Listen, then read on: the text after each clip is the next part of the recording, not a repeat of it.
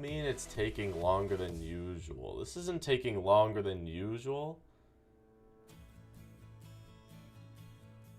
I don't know what you guys are saying, but it's typically a couple minutes later than this, actually. So, I don't know what you're saying with it's, longer than usual. It's fine. Hello, everyone. Happy New Year, everyone. It is 2021, and first stream of the year. Starting off strong with a good stream. The whispers are really cool. Sound but no picture. It should be working. Try restarting your app. Sometimes my YouTube app does that too. I already made this video. Good point. I did not change the whispers to part 2. Good catch. Alright, now it says whispers part 2. But I did change. It is 36. Last week was, or 2 weeks ago was 35. So, yes. Hello. Also, I bought a new mixer because my old mixer was being weird, and Miraculous Monday last week was the audio wasn't very good. So I was like, you know what? I'm sick and tired of this stupid audio weird stuff. So I bought a new mixer. So if the audio sounds a little bit weird and like it's too loud or it's too quiet or something, let me know because I will adjust it. I think it's fine though right now. Everything on my end looks pretty good. So if it's, and I know a lot of people sometimes are like, it's too quiet or it's too loud. Like it depends on the person. But I think for me, it's looking good. It's about right where it should be. So I think it probably is fine. But just wanted to let you know that if the levels are a little bit different and you notice a small difference, that is why. So just putting that out there. Okay, this week we're doing part 2 of the Whisperer stream. Now, if you don't remember, 2 weeks ago we had a break for the holidays. We did Whisperers part 1. Today we're gonna basically re-go over that entire document. 2 weeks ago we did not have, I'll just say last stream. Last stream we did not have every single Whisperer, but since then you guys have put new ideas into the Discord, and so those have been added to this document. So now we have a Whisperer. We have Whisperers 1 through 9 completely done. Obviously, as we go through, we can make changes and stuff. So we will be like editing them as we see fit, because obviously these are submitted by you guys, and if there's something that maybe doesn't go along with the story perfectly, we will make a small adjustment to it, but for the most part we will be keeping them the way they are. And so we're going to be re-going over the entire document. So last week we did go over some of these, so there will be a little bit of a repeat. I think it's really only 2. The rest have pretty much changed completely. So yeah, that's what we're doing today. Are we ready? Will there be a Whisperers Part 3 stream? Possibly. It depends on how long this is going to take. A lot of the time last week was talking about the King's son, if he ever has one. And I did some thinking on that, and I'm fine with the king having a son. The son just has to be done correctly, and I did not like how he was being proposed. But if we changed his character and it made sense for the story, I would be fine with the king having a son. So, but I think we should probably try to stick to the Whisperers this week as much as possible, especially since we sort of have them all and we're not, you know, brainstorming for new ones. We have them all ready, and we have at least base designs for them for us to edit if we need to. So I think we're all ready, so we are going to hop right in. So just as a generic recap, the Whisperers are people that serve the king, and they are basically, we have the Viceroys, I believe that's what they were called, the Viceroys and the Whisperers and the king. So that's the hierarchy. Does that make sense? So the Whisperers only answer to the king, and everybody else has to answer to the Whisperers, although most people don't know about the Whisperers. It's mostly just the Viceroys, and I don't remember the ones right below them, but they might also know about the Whisperers as well. This is sort of what they look like when they're out in, not necessarily public, but when they're with the Viceroys and just like supervising them. This is their form, sort of. These are just like things I found on the internet, so these are not the official design, but these are just sort of ideas to get in our head as to what they are, what to think of them as they look like. So the Whisperers, there's one assigned to each island, and they will basically supervise the Viceroys whenever they see fit. And so they will just like every once in a while pop in, you know, check over the Viceroy, be like, what are you doing? Just looking over them. And if the Whisperer determines that the Viceroy is not doing something that they feel the king would approve of, they will be like, change it, here's what you got to do. And the Viceroys have no choice but to listen, because they're just that powerful and influential. The Viceroys generally old. Not necessarily. They're just the people at the top of each island. So not necessarily. It just sort of depends. So there could be some older ones. There could be some younger ones.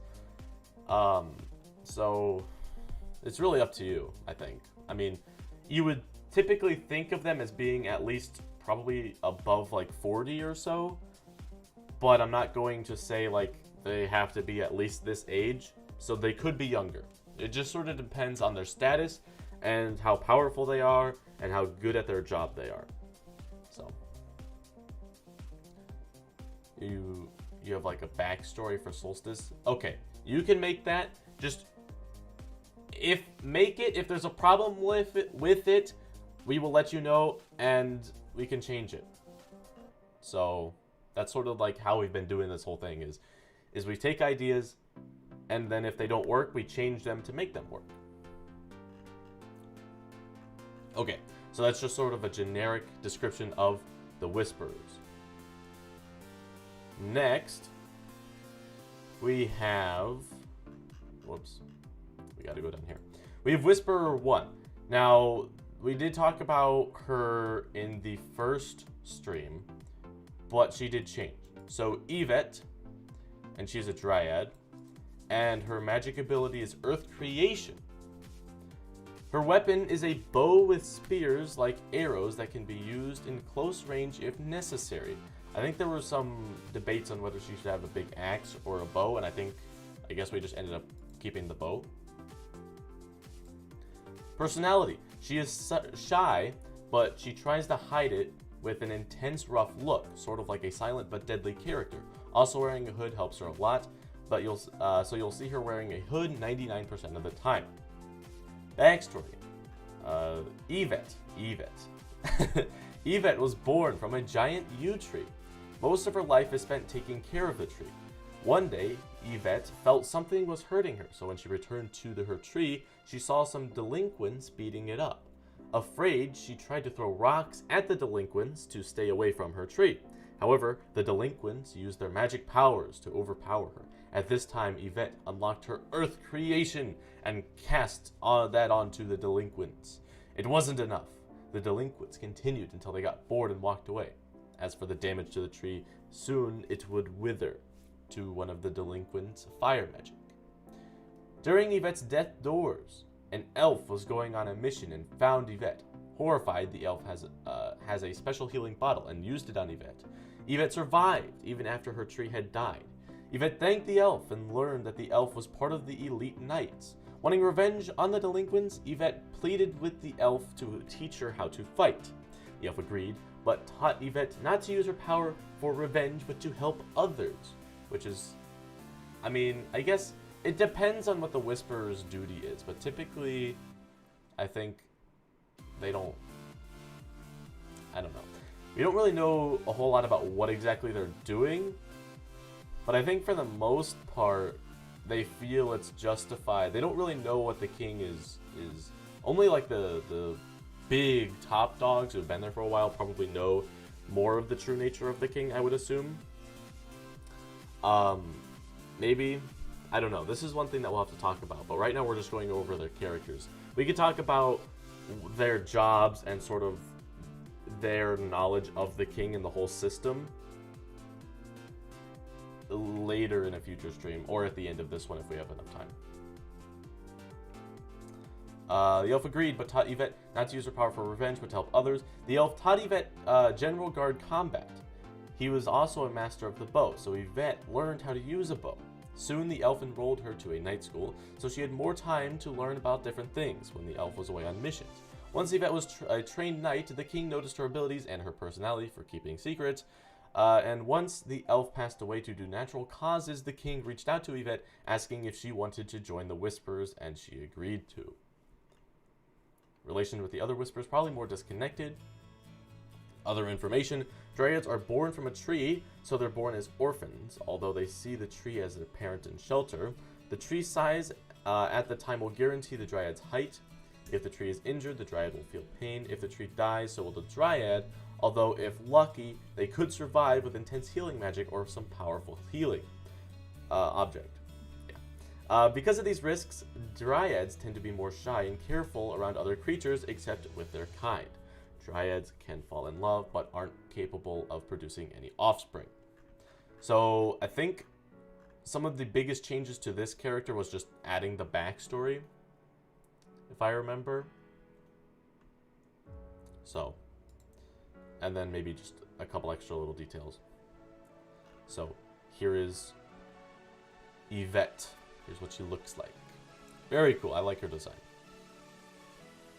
Any questions about Yvette? Anyone know who made this character? It's been, I don't remember. The king killed the elf for disobeying him? Really? Is that what happened? I don't remember who made this character.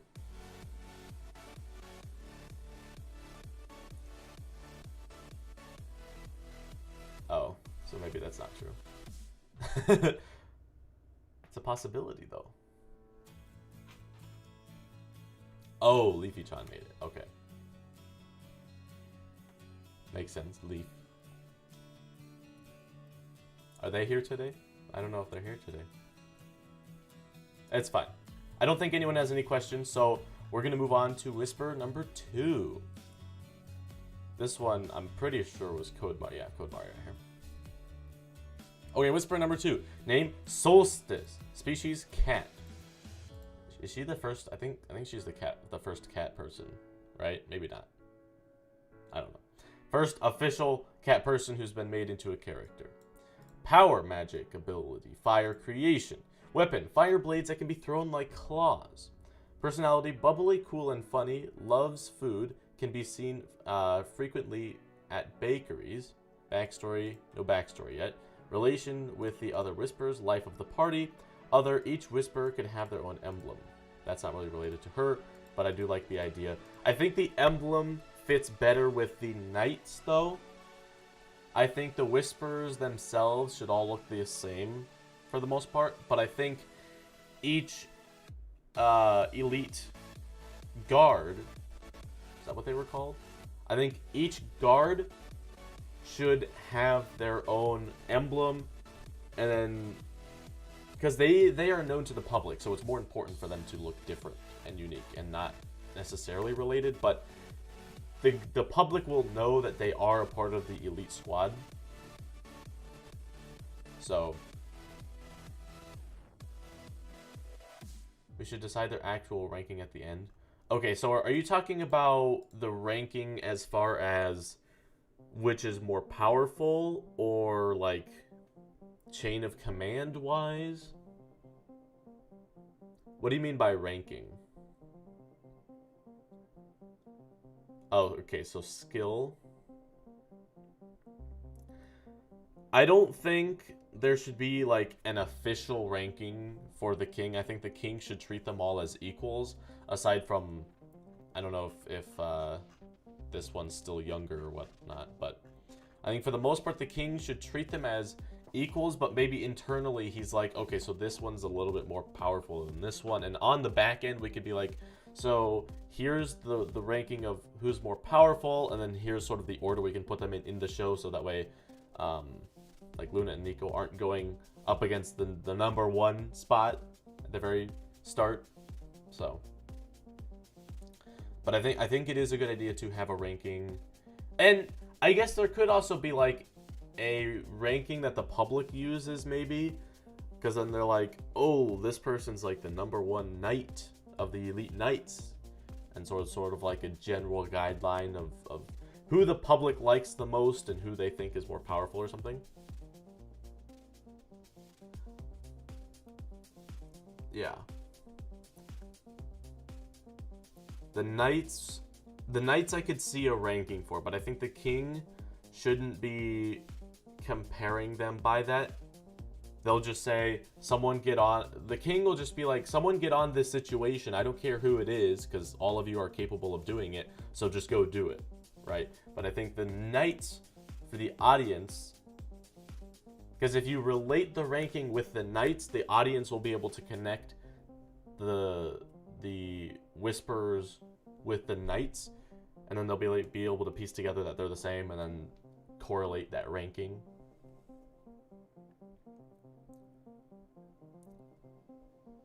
I think it's best to let them be unranked when it comes to power, so you won't make things linear.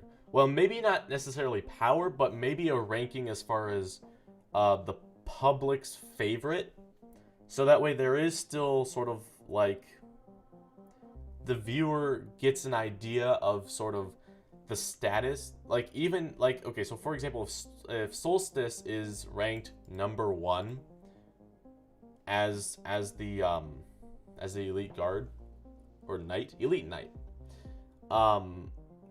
then the audience will be like, okay, so she's a very popular knight. She might not be the most powerful, like she might lose to every other whisperer, but she is regarded as the public's favorite, and so that sort of like raises her reputation. So it could possibly be a misconception. It could be used as that if we wanted it to. So I don't know. Just spitballing here. We don't have to do any of that, but I think that's something to think about. There could be a scene of Solstice getting hit by a bunch of people, like the mountain lady from My Hero. Oh, getting hit on. Okay. Okay.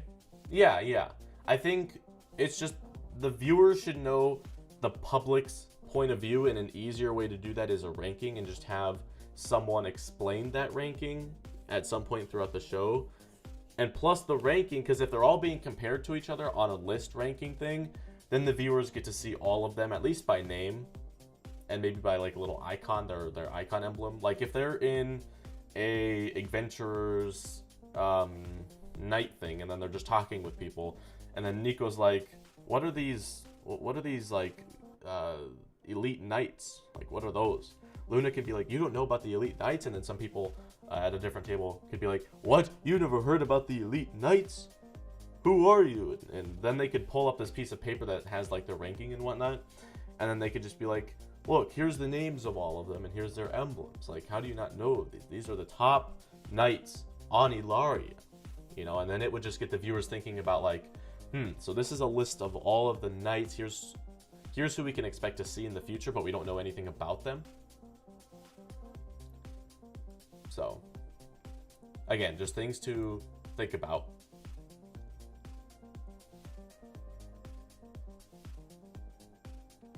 Okay, are we good? Is that discussion? Was that a thoughtful discussion? Maybe not.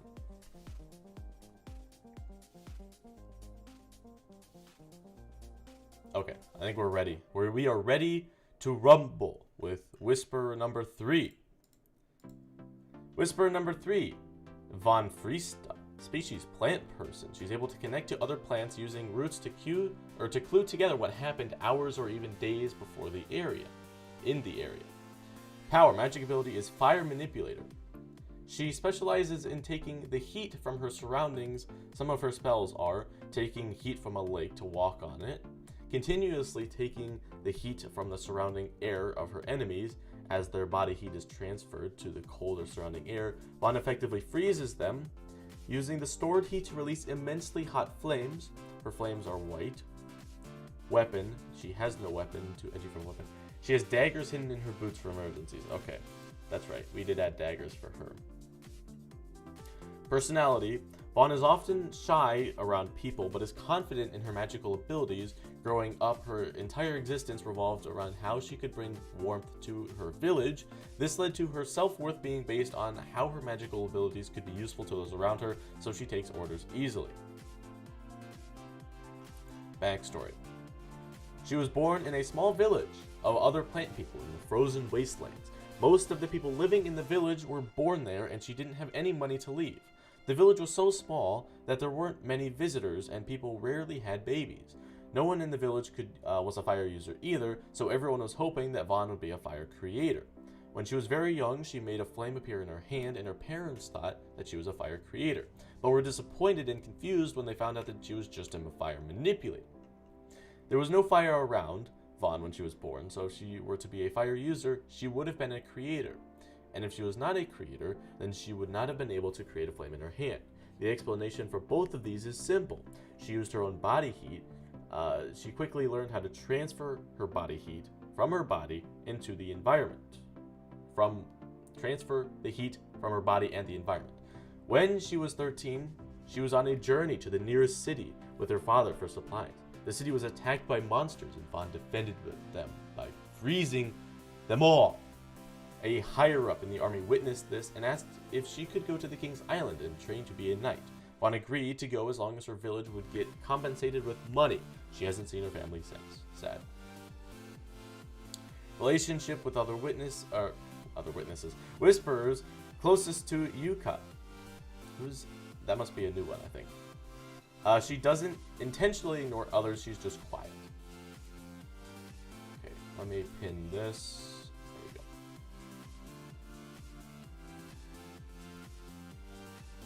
So, I believe for the most part this is the same as last week, right? Mr. Fruit? Nothing has really changed since last week that we need to talk about.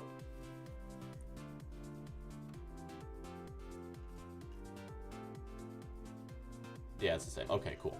So yes, this is the same as last stream. All right, Whisper number 4. I'm gonna restart that for the recap episode. Whisper number 4. Nova, Fairy, Space Creation. Although, if the king has Space Creation, we're thinking, let's make that manipulation instead, so that way the king is like really one of the only known people with Space Creation. Although, does Blake have creation or manipulation? Or, yeah, manipulation, I think. Or is it what did we call it? Yeah, manipulation. What does... Okay, so Blake has manipulation.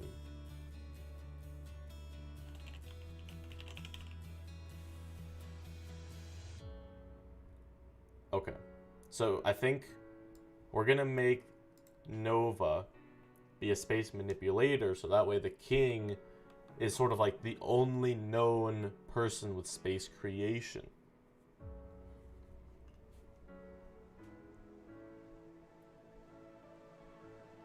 Okay, weapon, brass knuckles or a giant sword.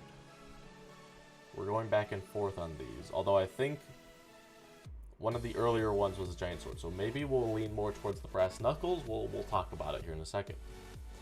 Personality, the most extreme whisperer. She is afraid of being abandoned and losing everything she has built for herself. For enjoyment, she likes to sing and is very good at it. Her priorities are, number 1, the king and following all of his orders. Number 2, her job, similar to her first priority. She really cares about doing everything the king wants and tries to fulfill her every duty given. Mainly to prove to the other whisperers that she can do just as good as them or even better, even though she is younger than them. Number 3, training to make sure she is ready for anything. Her backstory, she is the youngest of the whisperers. She was an orphan until one of the knights noticed her fighting another orphan for taking her food, and she thought she had an exceptional fighting skill. for someone her age, and brought it to the attention of the king. Relation with the other whisperers, the others see her as a little kid. Yep. So I think the biggest thing that changed from last week was that she was crazy, right? She was a lot more crazy last time, right? So I think that's the biggest thing that has changed since then, looks like. She's a lot more chill, it looks like now. Space creation allows for the speeding up the radioactive decay process of elements, making things highly unstable and nuclear. Space manipulation allows for changing an object's electromagnetism. Yes.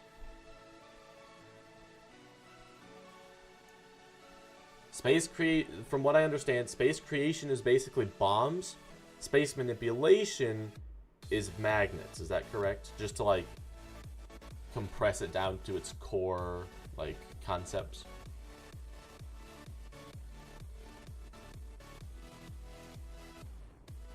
I think that's pretty sure that's what we talked about, right? That's what they were. Yes, okay. That is correct. Okay, so I think it would probably make more sense for her to have brass knuckles, because if in her backstory she had a lot of fighting the other orphans, she would be using her fists a lot, right? And so she would already naturally be used to using her fists, which would mean that brass knuckles would probably be a good fit. So I think that's a good idea. Plus, I don't know if anyone else has brass knuckles. I quite like that. And plus, that sort of goes with space manipulation, right? Because you could pull someone towards you and then punch them. So there's a lot of different things that you could do with that.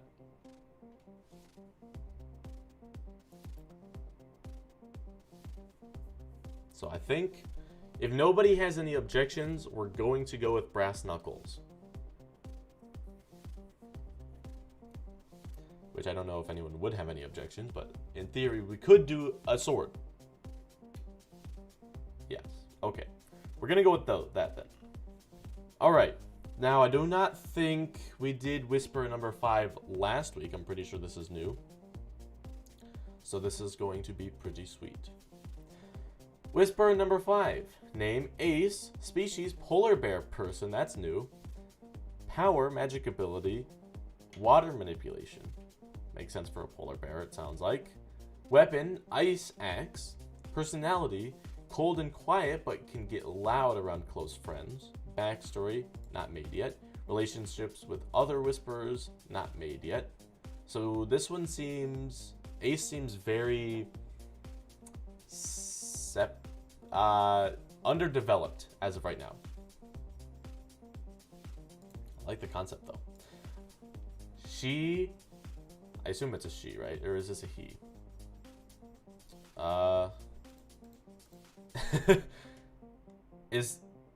Let's see.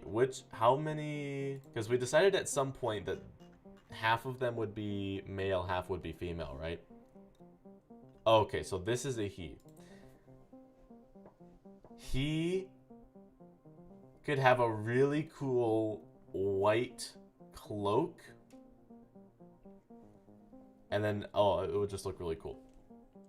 I love cloaks and like jackets and stuff. Sort of like Asuna's like Knights of the Blood Oath jacket thing, except obviously different, but sort of like that. I really like designs like that.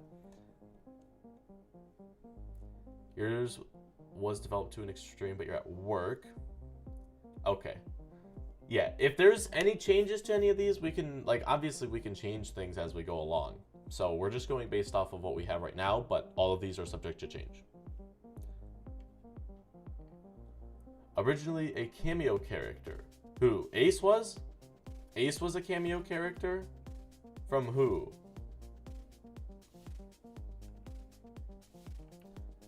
For relations, you were thinking that Vaughn could help maintain his ice axe. How so? Vaughn's a fire.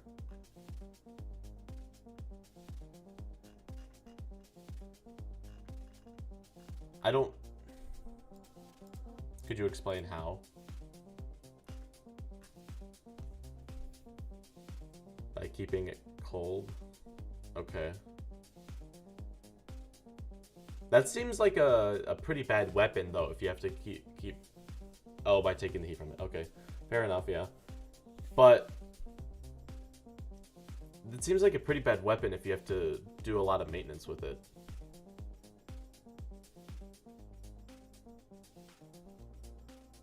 Oh. So his design is a cameo? Cameo to what, though?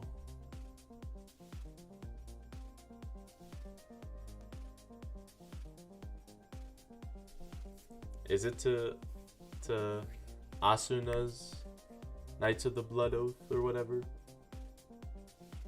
Or his axe could be made out of a special material that always stays cold. I think that makes a little more sense because Vaughn isn't always going to be constantly with him.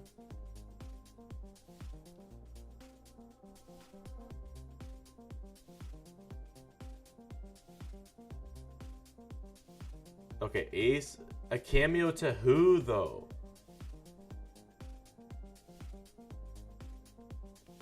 That's my question. Who is the cameo of?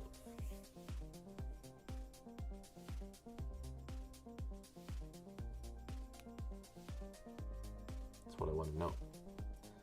It's fine. Just forget the cameo thing? Okay. It's fine. Alright, I think... Is the chat delay really bad today? That's quite sad if it is.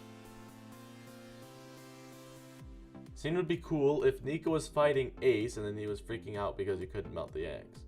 That would be cool. That would be funny. It's like, why isn't this thing melting? It looks like a snow axe or an icicle. Oh, cameo of the show who... Okay. Yeah. That's right. I forgot about that. Although I never got a character. But that's okay. I guess I'm the king. I'm the king, so I can't complain. Oh, he was originally made as a cameo character, but turned into a wizard. Okay. Cool. So he was originally just some other character, but now he's... Okay, I see. Yes, I will be the king of the world. Or of Ilaria. I guess if I am the king, I would already be the king of Ilaria. So, yeah. That's why he's so vague and undeveloped. Okay, fair enough. We just need a basic idea of the different whispers. That's sort of all we're doing. And so their backstories and everything will be developed with time.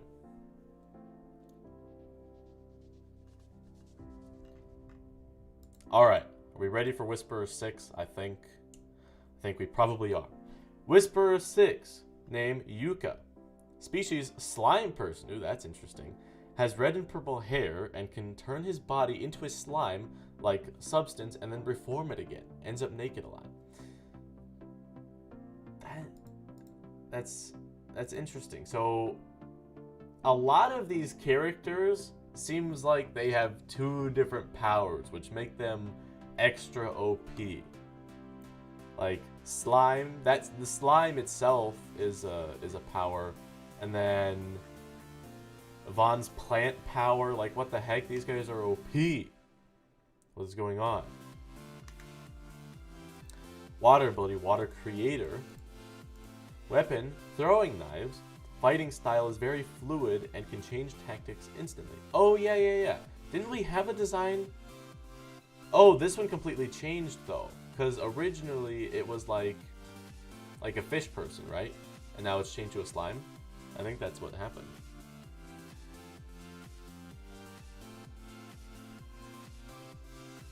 I know, species powers. I know, relax. I'm just saying, they're OP, okay? And also, throwing knives. Two weapons are throwing knives. I want each of them to have a unique weapon. Okay? So either Vaughn has to get a new weapon, or Yuka has to get a new weapon. I don't care who, but I want them each to have unique weapons. And you can't say, but one's a throwing knife and one's not a throwing knife. It's just a regular knife. I don't care. I want them to have different weapons.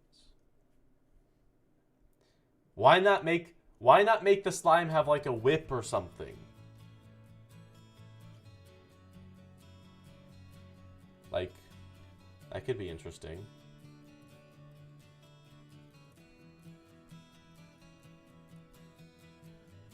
No, it's just the fact that they have 2 powers is what makes it OP. Because it's like, it's unfair. Why do they get 2 powers and we only get 1? I agreed to the daggers and throwing knives last week. Well, I changed my mind. Okay? I changed my mind. Maybe I'll change my mind again. I know. Maybe I'm just jealous that I'm not a slime person and can't do some cool stuff. Like my initial thought for the water creator with the slime is the slime can obviously, like, you can choose to harden the slime, but you can also sort of go into this like sort of like flowy form, which could, you know, end up making it fall too much. But if you get really good at controlling it, if you're a water creator, you can create water inside of your slime and essentially just puff yourself up, right? And then you're just filling in the extra gaps with water, and since it's water, I think it would go pretty well with the slime, and it would sort of like mix with the slime substance. And so essentially you could just buff yourself up and become this huge slime person, and on the outside they wouldn't be able to know what's going on.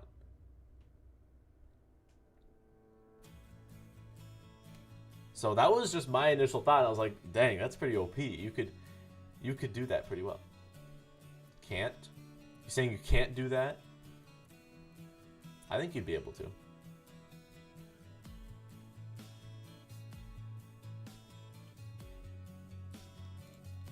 Why couldn't you do that? I think you'd be able to do that. Oh, you can't use magic inside of someone's body. But if you're the reason you can't do that though is because they're trained to put up a barrier, right? So in essence, if I'm the person who wants to manipulate something inside of my own body and I choose to not put up the barrier, doesn't that mean I can do that then at that point? I thought that's what we decided on, is it was something that people had to constantly be activating consciously, or eventually it would become unconsciously. But in theory, you could just deactivate that, activate magic within your own body. It's really hard to put down the shield and it's too much of a risk. I'm just saying it's a possibility. Not saying that you would have to, but it's a possibility that you could do it. The enemy would just kill him instantly. Not necessarily though. Because here's the thing, right? Most people just assume that the shield is up, right? So you would assume that, like, I just can't do any magic in you. So if they don't realize that they've put down the shield, and you do it real quick, and the person wouldn't even necessarily know what's going on, they would just think like, oh, he's just producing more slime. But in actuality, he's just pumping water into his body. So, I'm just saying, it was a possibility that I thought of. It's probably not realistic, but it's definitely something that could be done in theory, I think. Anyway, you're right. We should move on. Weapon: throwing knives. Fighting style is very fluid and can change tactics instantly.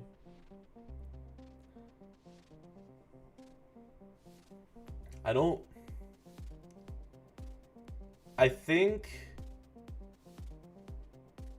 for the weapon,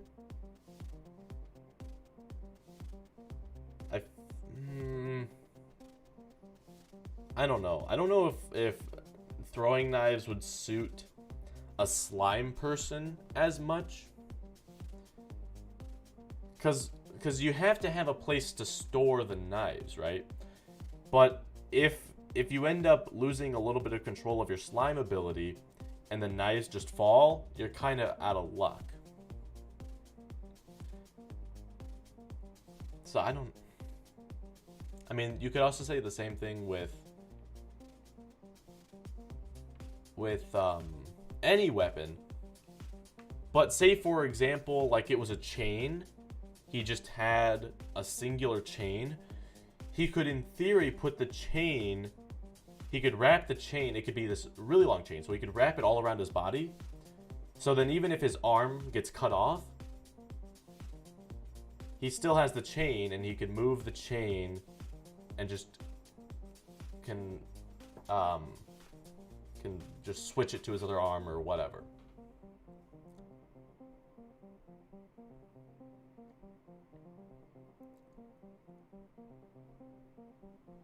Okay. If nobody has a problem with the chain, I think that's what we should do. But plus no one else has the whip or a chain yet, I don't think. So.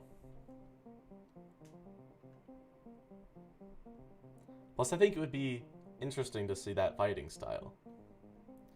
Personality. Thrill-seeking. Wants to become the strongest whisperer. Doesn't everyone? Doesn't care about the king's ideals, just wants to fight. Would be willing to help Luna and Nico when the other whisperers aren't around in exchange for a fight. Likes to torment his viceroy. He could tie him up with the chain. Backstory. Was left in the desert as a baby because his parents wanted a water creator instead of a manipulator. He has major daddy issues. Relation with the other whisperers, likes to tease and flirt with the other whisperers. Is a slime person that attractive? I don't know. I guess we would... It depends on the slime, maybe. Like if he could mold his face to look... Because right now I just envision sort of like a droopy person, but if he could harden the slime and look like an everyday person that's just maybe like green or blue or something, then that would be more interesting. He wouldn't look like a complete droopy slime all the time. Okay, so maybe he has the ability to harden his slime, which could actually be interesting, because if he could harden his slime and he has somewhat control over it, it's just he has to really be concentrating on it, and if there's like a bunch of things going on, maybe he can't do it very well. But in theory, he could essentially make a shot where if he throws his arm and then the slime, he makes it droopy so it like sort of flings off, and then right at the last second hardens it right before it disconnects, and then it still flies off, then he could essentially make slime bullets, kinda. What if he can make the weapon out of his slime? Maybe that could work, or he could make chain links, and maybe he could have... Because here's the thing, right? I don't want the weapon to be based on their ability, because the weapon should be able to be used even if they run out of energy for their ability, for the magic. So I think each whisperer needs to have a tangible weapon that is different from their ability. But what he could do is he could have multiple long chains, or somewhat long chains, like multiple different things that are all put into his body. But what he could do is make like little chain links, and he could just attach two chains together, which would mean he could make a longer chain if need be. So that's, you could sort of make your own chain, but I want him to have like a normal metal chain that is separate from his own chain. So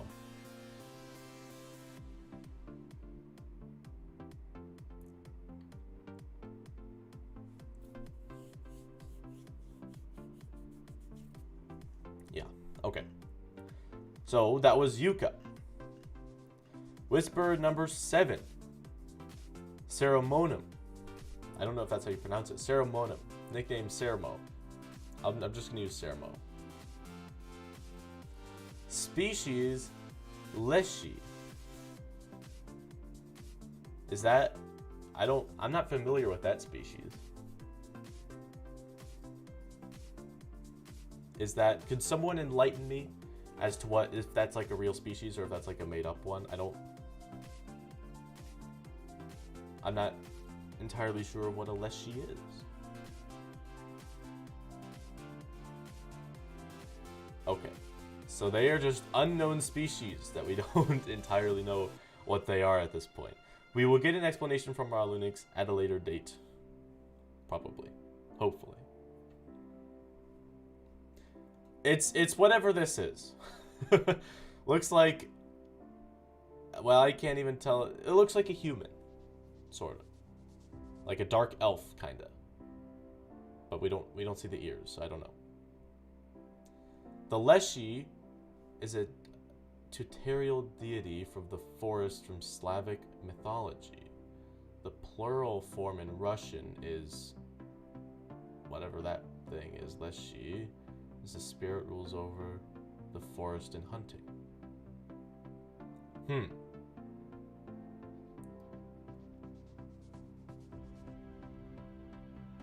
So it's basically like a god, or I mean, I guess a deity, but interesting.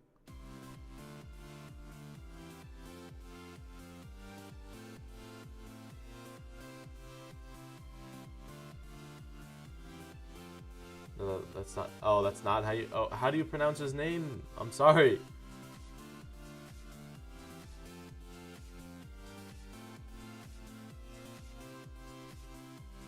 Use his normal look. His normal look is right here. This is... Here's another version.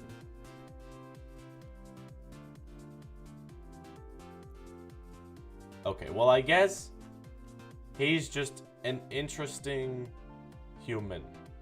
That's the best way to put it. Forest spirits. That's what a leshy is.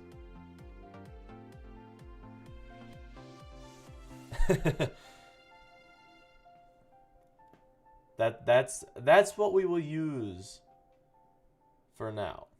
Is a forest spirit. I don't know. I guess that just means that they will have some sort of extra ability since they're a forest spirit and not just like an elf or something.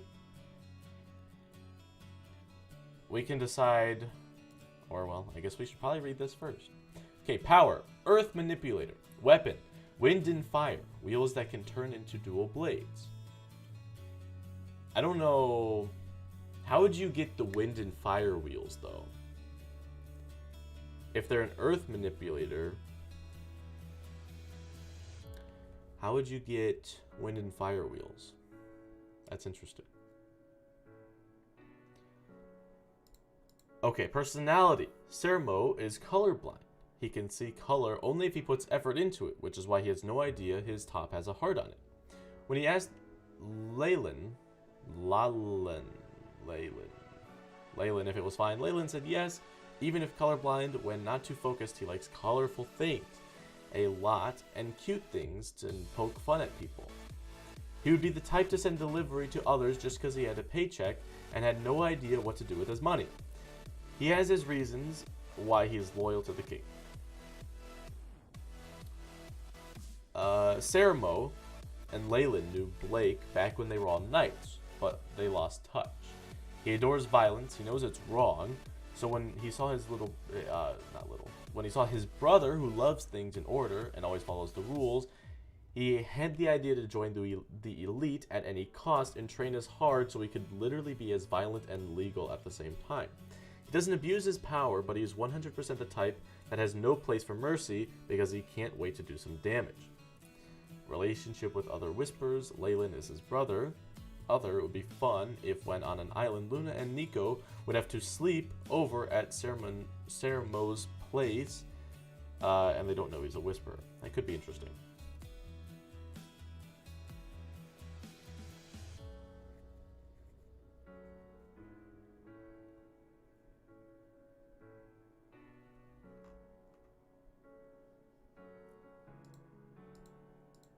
Wait, so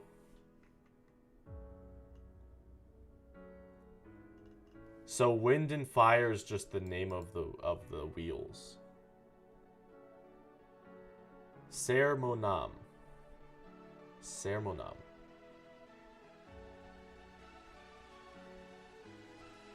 Is that right?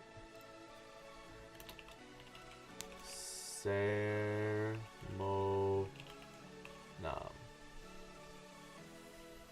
Okay. Let me write a note.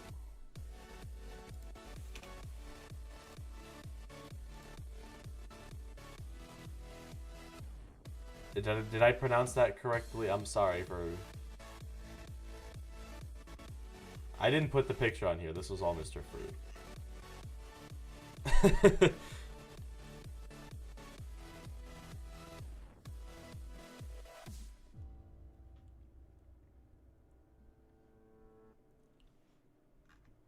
Okay. Cool. All right, let's... Lalan. Lalan. Is that right? Lalan? Lalan. Lalan. Lalan. Lalan.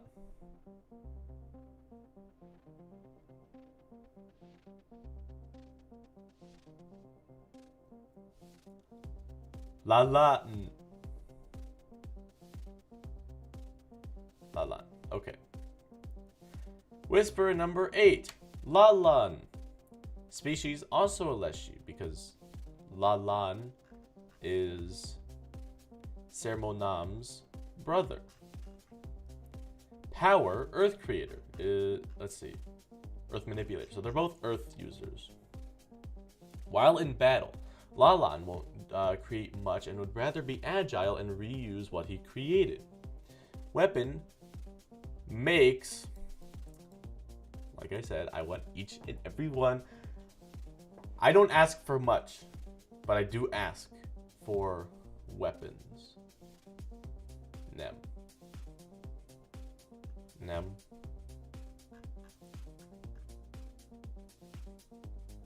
Oh. Sermonem? Sermonem? Sermonem, maybe. Chakrams. Chakrams to throw. Another throwing one. Actually, we got rid of the throwing knives, but Vaughn could just use throwing knives, I guess.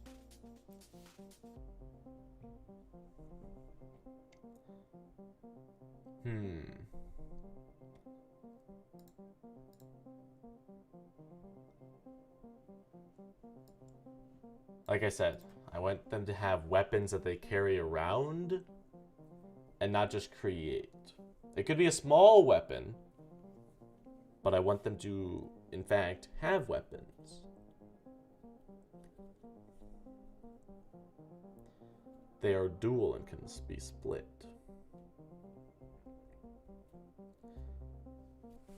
Okay, maybe instead of making them, he just has them? Or is that the wheel? Are you talking about the wind and fire wheel?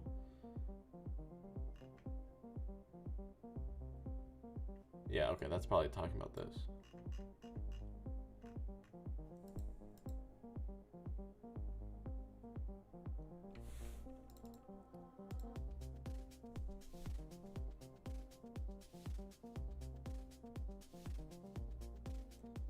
He can make them, but why would he waste energy on making them? Well, that's what I'm saying. I'm saying he should carry them around. Because the king wants each of them to be carrying a weapon. So in worst case scenario, if they run out of energy, they have a backup weapon to use.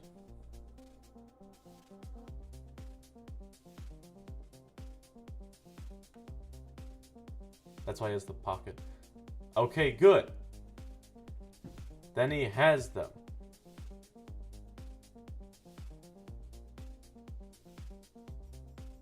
Okay. Okay, then we're good. Then we're good. We'll just say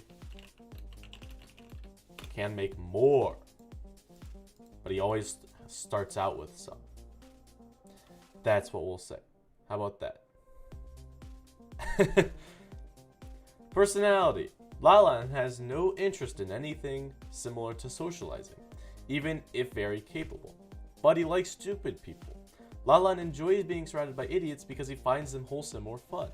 He likes things in order. He would be the whisperer who would fix the other's clothes if he sees them messy. Even the king, if he puts a paper down at an angle, he would put it straight. Your Highness, with my all respect, the painting on the 3rd floor in the right wing, is it supposed to be crooked? Is it not? Even so, it's painted on the wall. You can't. I straightened it. You what? I love that. That's great. I love this. I love Lalan so much. And here, I love this image too. It strikes fear into me. Like, I get scared looking at this.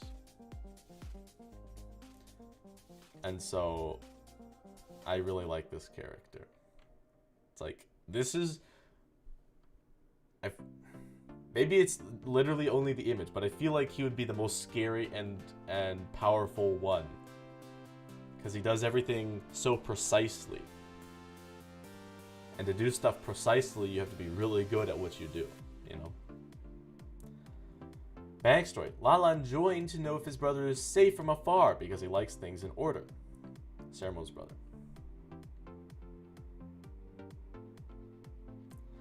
I love this image so much. It's so cool.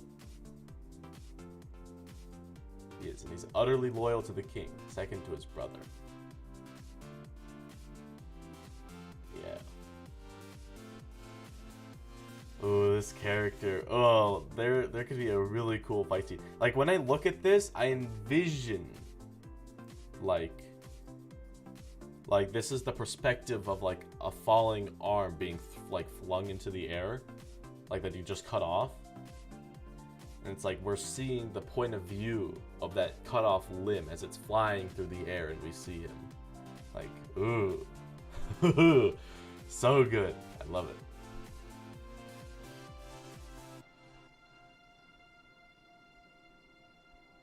Okay. I'm just saying what I thought when I saw this image, okay?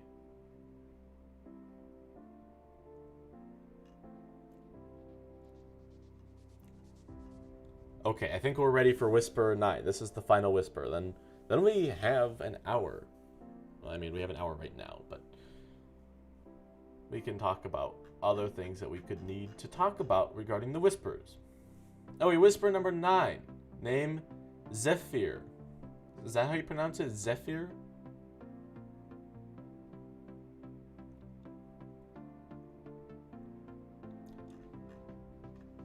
Sermonem is more brutal, but a way friendlier civilian, yeah. Yeah, because he likes to do, I would assume, he would like to do everything precisely in as few moves as possible. So we would find the quickest route to finish a job, right? Whereas Sermonem is in it more for the fun of it, and so he would like to do drawn out battles and destroy as much stuff as possible. So, like, there are opposites in that regard. Zephyr. Zephyr.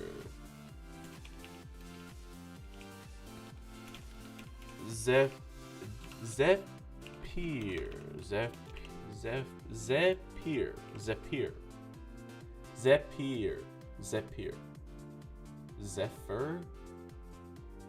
Or Zephyr? Zephyr. Alright, we're gonna do Zephyr, because that's what most people say. Zephyr.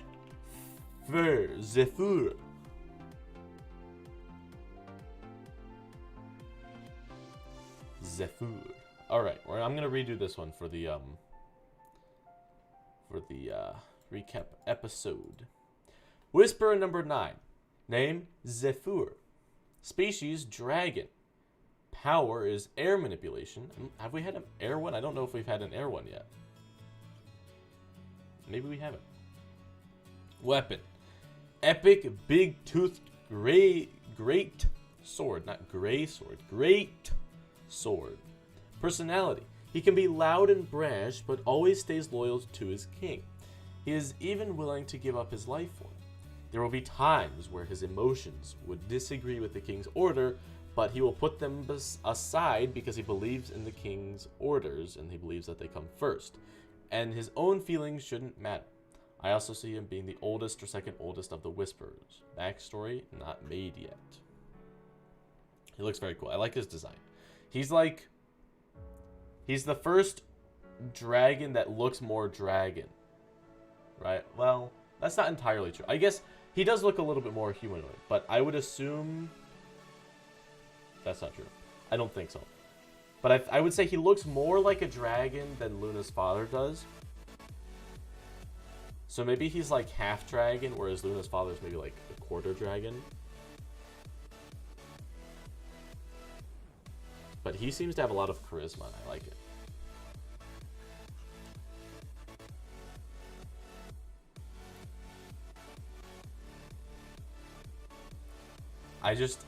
I make grapefruit and raw Linux mad so much. It's fun. It's fun.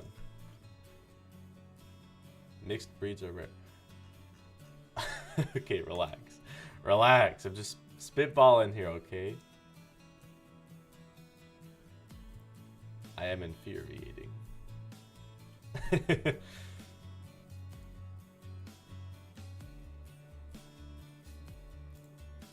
Okay.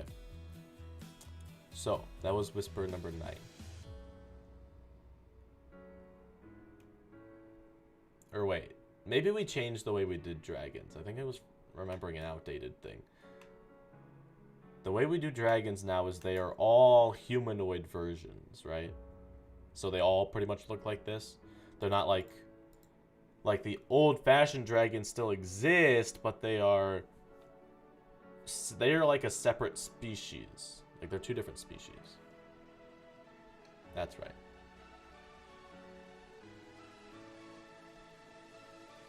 That's right.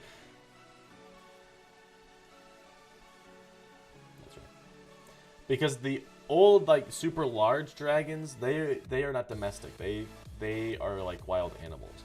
Whereas these humanoid dragons are like just what they are. They're humanoid dragons. Okay, so we have gone through all of the Whisperers. Yay. Wasn't that fun? Whisperers are so cool. What should we do now? What do we have an hour. And we have a couple different things we could do.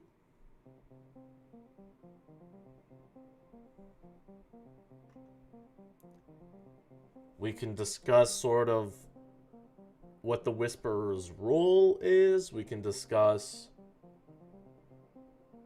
Oh, your GIF? See, I think I have it saved, right? Maybe? I think I do. Yes, I do. I'll put it at the bottom here because I don't think I have room. But I don't know if the GIF will load. Oh, it does. Sweet. This is really cool too. So here's sort of...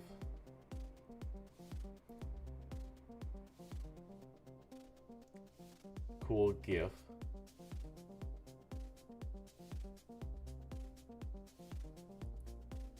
And so do the deity, like, since they are Leshies, can they like this sort of, in my mind, is a wheel that has blades that sort of like spins around and he has control over that. Is that sort of like a power of the Leshy? Like they can sort of, I don't want to say bond, but they can choose a weapon and they could just sort of like make that fly sort of in a short radius around them, and then sort of that's what this halo is. Oh, that's right, ranking things. Where they go.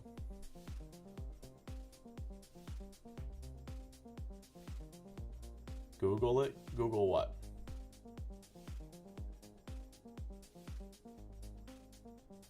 Google what?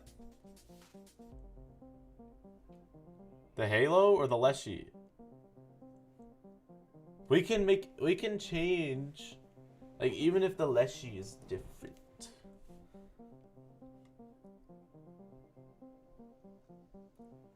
Oh, they can give you luck and misfortune. The weapons.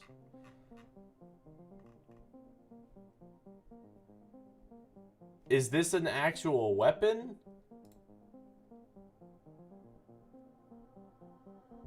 Wind and fire wheels? Oh, it is a weapon. Oh. I didn't even realize that was a weapon. Oh, that's hilarious. That's why I was so confused, because I was like, why are the names okay. Why didn't you guys tell me sooner? Here's what the wind and fire wheels look like.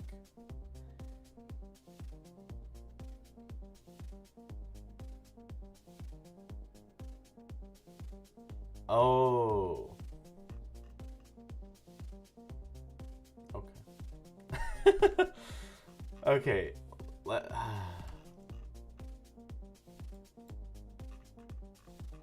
Hold on. Let me. Alright, let me find this one.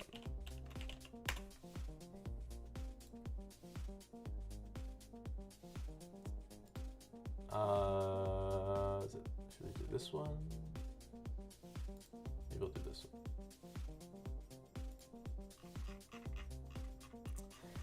You guys should have told me sooner. Now I look stupid. There's no surprise there, is there? Dun dun dun dun.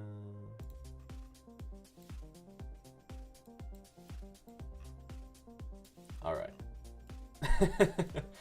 Oh man, I didn't even know.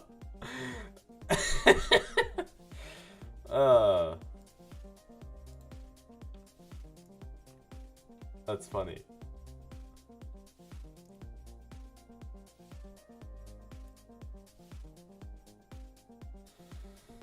I'm sorry, guys.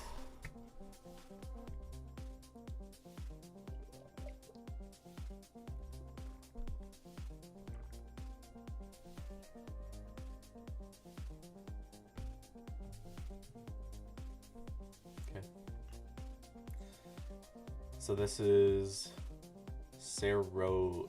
What was his name again? All these complicated names.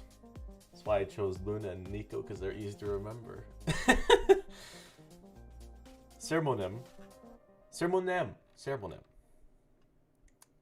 He's got... yes, here they are. Here they are. The wind and fire wheels. I know, they're good names. It's just, they're not common names, so they're not easily rememberable. For me, at least. So then, what are these? Are these the blades that they split into? Or is this just like because like he sort of has... Is it like a giant? Is that what those are? Is it just like really big? Like they're just like really huge.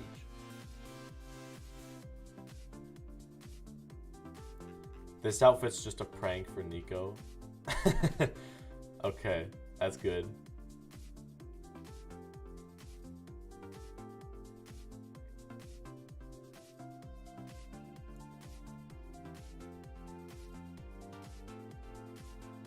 Okay, so they are big.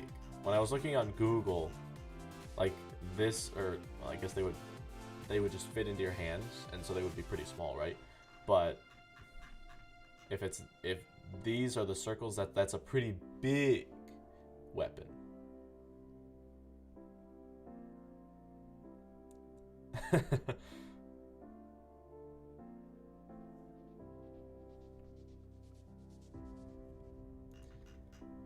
Okay, good. Now that we have cleared that up, I think we're good. That was the greatest mystery of 2021. And it has been solved.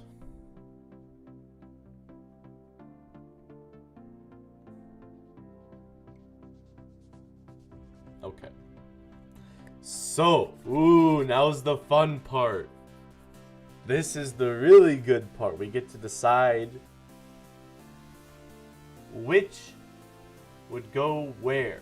I think there are a couple that are quite obvious. For example, Vaughn. I would think Vaughn would go to the mountain island, right? No.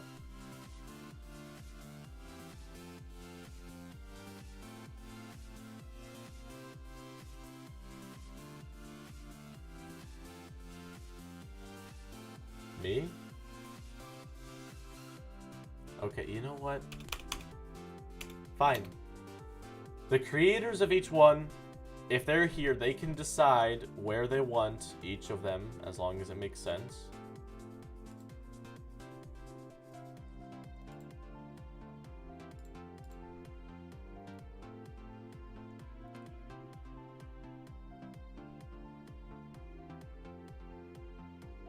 The king would purposely keep her away from the island since it's her home. Okay, fine. I see how it is. Ace Mountain? I could see Ace at the mountain. Because Ace would go well there, I think. But yes, okay. Code Mari. Oh, you made Ace. So you were deciding Ace goes to mountain. Does anyone have any objections to that?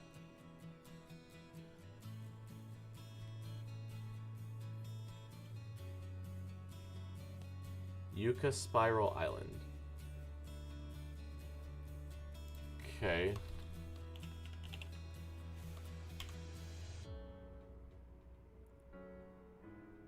Yvette for the World Tree Island. I'm fine with that.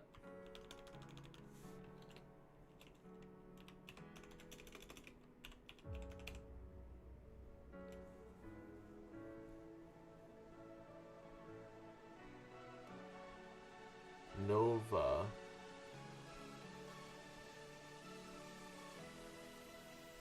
For Pastel Island. Well, Kodemar, do you want any of your characters to be on Pastel Island since you made that island?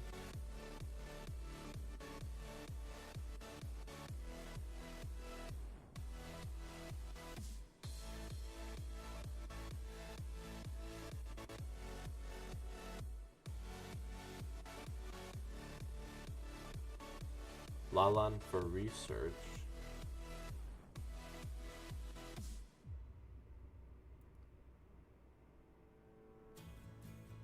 I could see Solstice going with Pastel. Solstice is a very charismatic character, and the Pastel is sort of like this very chill and like fun vacation-y area, so I could see that.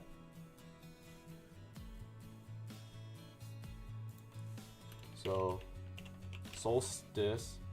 Nova will be normal island too. It's a normal island, and all the other Whispers are like, you know what? You gotta have a chill island because you are still a kid. So, that works. Sermo doesn't care, he just wants to beat people. He is a lawmaker. He can even fit on Pastel. He's colorblind and won't care. Okay. Is it Nova or Nova? I don't... I thought it was just Nova. It's just Nova. Okay. ... I think... Lalan on King's Island. I agree. I think that's probably the best decision. I think Lalan should probably be the best Whisperer. I think the way he cuts no corners and he does everything perfectly, that's that's the trait of like a perfect whisperer, I think. And the king would trust him to make sure that everything gets done correctly. So, my bias is showing. Okay, I just really like Lalalan.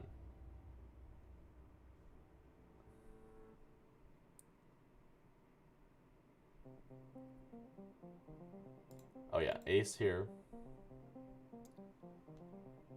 There's also the clouds, right? Yes, there is the clouds. Although someone didn't like that. Who was it that did not like the clouds on top of the cave island? Was that you, Mr. Fruit?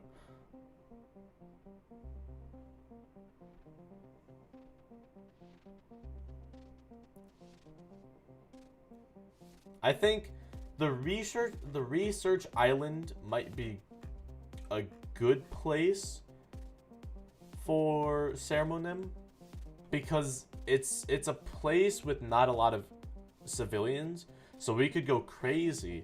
The problem is there just wouldn't be a lot of fighting necessarily at that island, but that might make it even better, because since it's such like a low-key island, first of all, if there is going to be fighting there, it's typically going to be from intruders coming to the island that should be there.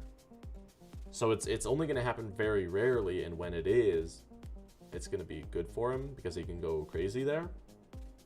But also, since there's typically not a lot of commotion there, since there's so little people there, it could also work because he could not have to be there all the time. And there's not very many people there in the first place. So then he could just sort of be all over the place and have his appearance more as the elite knight instead of the whisperer. He would spend more time as an elite knight, so then he could spend more time fighting and doing stuff like that. Beats the researchers in place, yeah. So I'm just saying, that's I think that would be a good option, because it would mean that he does not have to spend a lot of time at the island, because the island just doesn't have very much going on in general.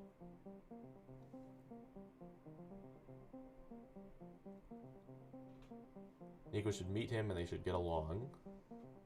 Like that, they can later have a connection with Lalalan inside the castle. Yeah. It would be cool. I mean, since he maybe wouldn't spend too much time at the research island, assuming he was going to be at the research island, we'll put him there for now. He can change later, though. But they could either meet with him at the King's Island, like if he's just visiting Lalalan or something, or if Luna and Nico are going to the research island for a study project or a field trip, then they could also meet him there. Yeah.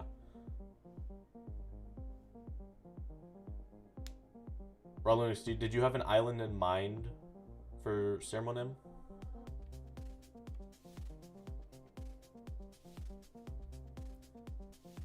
Okay. I think the research island would probably be a good fit for him right now. You mean as a casual? Yeah.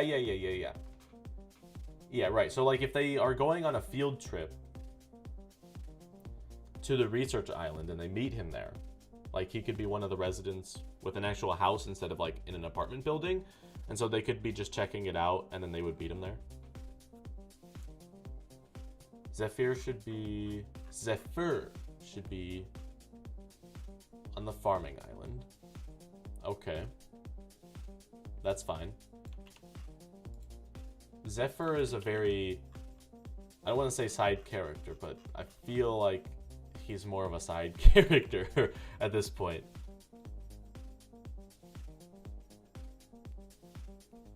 Yeah. Samuel is the type who is 100% crazy in work attire, but once the work is done, he pretends he has no job.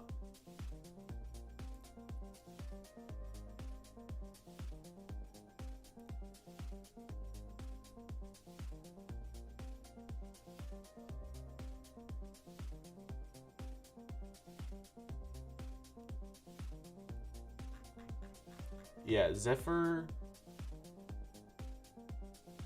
I think, is probably fine wherever.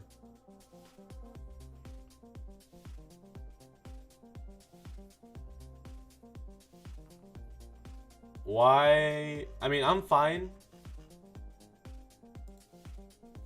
The cave island.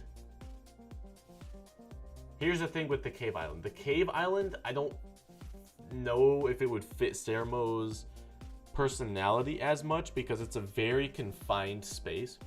And Sermo likes to let loose and go crazy when he's fighting. So if there's like an issue in the city underground, he has to be very careful about what he's doing, because if everything is so close together and if he accidentally breaks something, the whole city could come collapsing down because of the domino effect and whatnot. There's raves though. Wasn't the cave island a party place? Well, maybe, but like as far as going all out and destroying things, I think if you're not careful, it could potentially be. I don't know.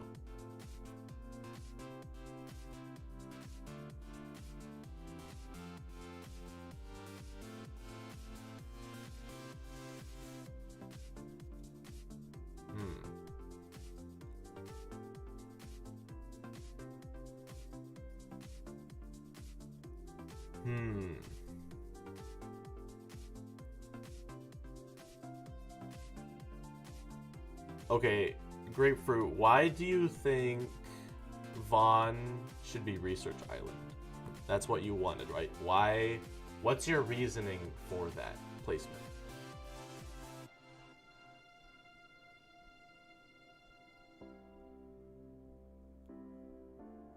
Okay, Sermo can be put anywhere.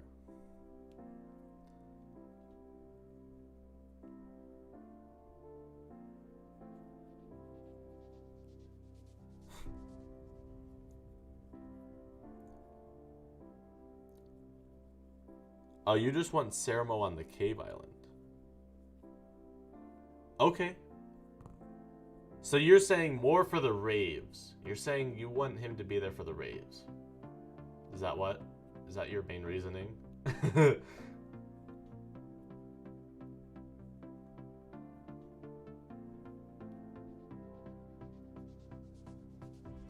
Yeah, okay.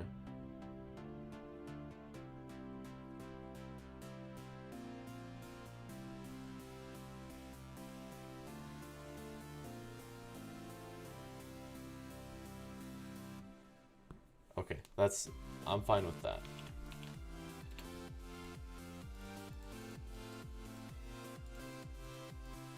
Okay, Leaf, did you say you had a better idea for, did you say, wait, I think Zephyr would be good with Cave. Do you, out of the, well, if Vaughn is at Research, then that, oh, I guess that only leaves Farm.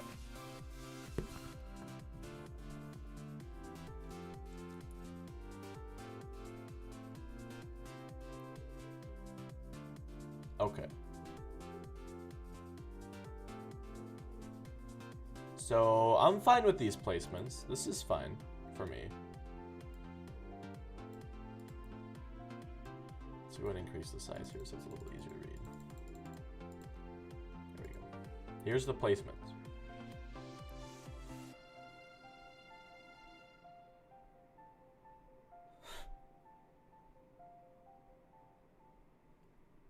Is there just gonna be like a mini arc with Nico and Luna staying at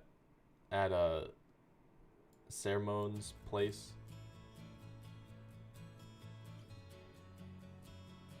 That's sort of what it sounds like. They're just gonna be chilling at the cave island.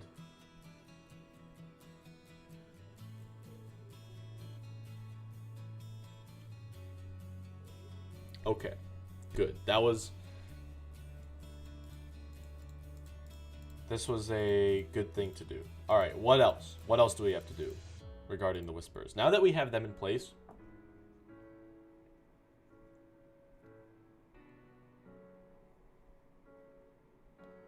I think they should visit all the islands. I agree. I think there should be. It will seem we have to have a good reason for them visiting all the islands, though. I don't want it to just seem like they're visiting all the islands because they can. and because, like, in the story, they should be visiting all the islands and whatnot. I think there should be a reason that they're visiting all of the islands.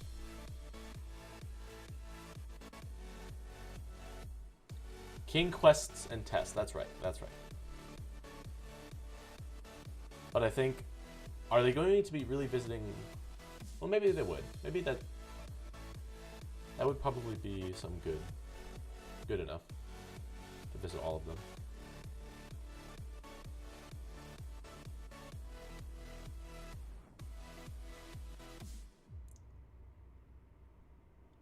The Whisperers are the top 9 people loyal to the king. King, Whisperer, Viceroy, or like the governor of each island. So the Whisperers just go around to their respective islands and oversee and make sure that the Viceroy is doing what they should be doing. And they're also the top 9 elite knights.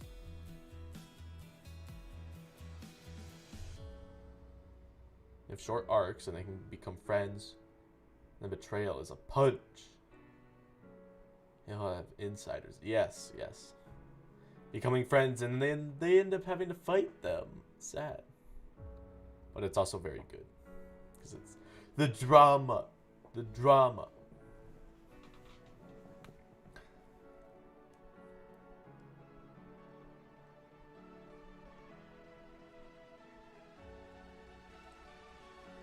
So I was thinking the other day, in theory, we are technically we could start writing the first couple episodes if we wanted to anytime, because they're not really super plot heavy, and in the areas where they are plot heavy, it's mostly just Luna and Nico getting to know each other in the first few episodes, and discovering sort of what's going on with the notebooks. So in theory, we could start writing them. We wouldn't be able to go past the first few because we just don't have enough info yet. But in theory, that's where we are at this point. I mean, we could have written episodes a pretty long time ago, but everything is still changing. I don't think we should. I'm just putting it out there that in theory, I think we have enough info to do it if we wanted to. But I don't think we should, because I think as we continue to develop things, the notebooks are probably going to change how they work and things like that. So I think it would be a wasted effort to write it now. But just to get us an idea of where we are on the timeline and how close we are to writing episodes, I think we could write the first few right now if we wanted to. Yes, in theory, this project started out as an idea for like a cartoon or an animation of some kind. But obviously that's not super realistic. So what we're going to end up doing is we're either going to be writing a script and have it be voice acted, and so it would just be, and maybe we would get like some low quality, like we would have images and just like storyboarded stuff. And so there would be some sort of, story, or like sort of an audio book, or like it would be everything except for the sound effects, music, and like video. It would just literally be us voice acting the characters. So that's sort of one idea. The other idea is turning it into a comic or like a book. So those are other options as well. But again, comic I think would be the hardest thing to do, because you still have to have people drawing it and stuff like that. So that's hard. And then a book is a lot easier to do because it's just writing. But even then, you have to get people who are skilled at writing to make a good one. So that's why I was thinking the easiest thing to do would be a script, and then we could also voice act the script, because if you're doing an audiobook, or if you're doing a book, you could do an audiobook, but it would just sound a little bit weird, since a book is typically from the perspective of like 1 or 2 characters. But if you're doing a script,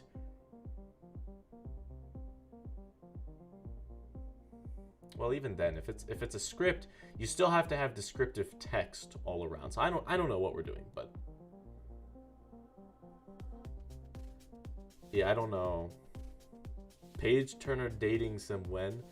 Why is it a dating sim though? A game. That's interesting. Like a visual novel.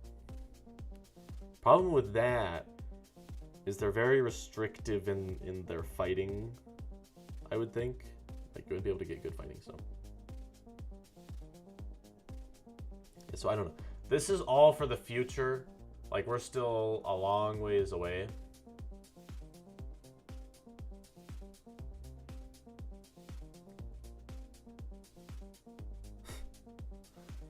So I don't know. We've still got a long ways to go, and who knows what will happen in that time. So we'll just continue doing what we're doing right now, and we'll see what happens.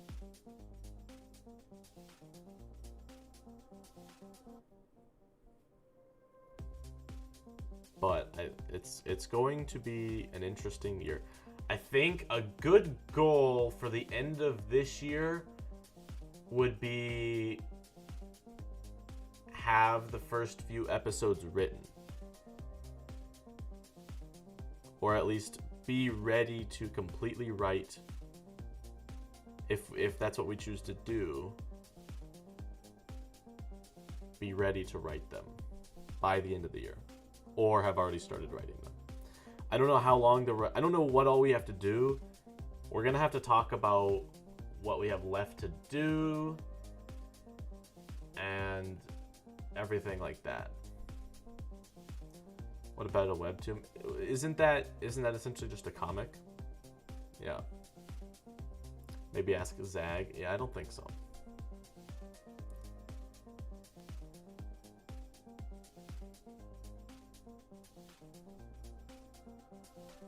Yeah, I don't know.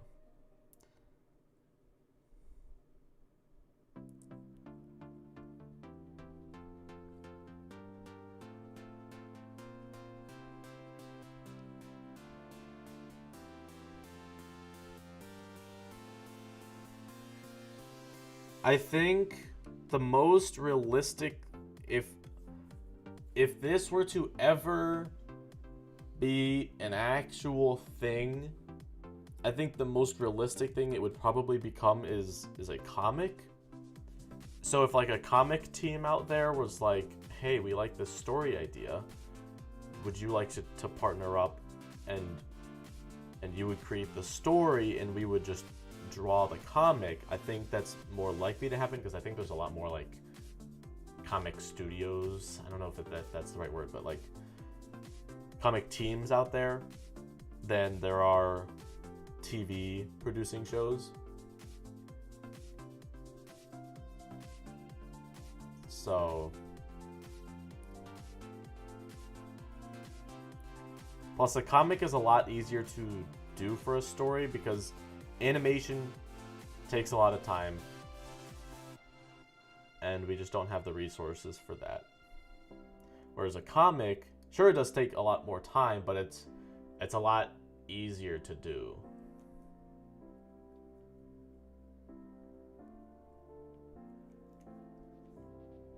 So again, all thoughts for the future, but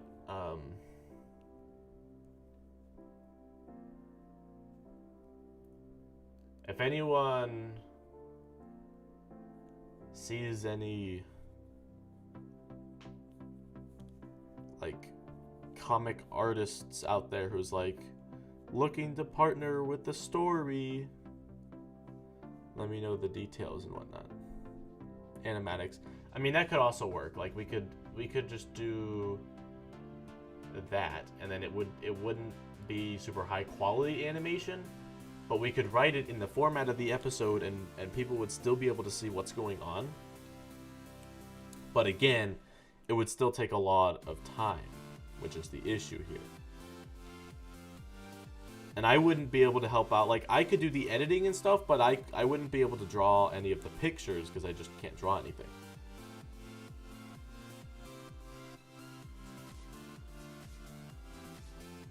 So, but we don't really have to worry about this for a while, so don't do anything yet. Like, this is still in a year or so, maybe. It's just a thing. I just like to talk about this every once in a while just to refresh it in everyone's mind.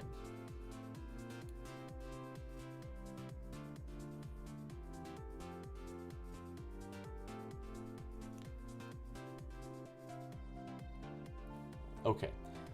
So, going back to the Whisperers, are there any other topics we need to discuss for the Whisperers? Maybe we should talk briefly about how much they know. Because obviously the king is doing his own thing and he's trying to find the next successor. Do the Whisperers know about this? Are they left in the dark about that? Like, how much do they know about the king's personality and views of the world? Because if they know about the king's, like, darker secrets and are still, like, they still have to be loyal to him. So that might change some of their personalities a bit.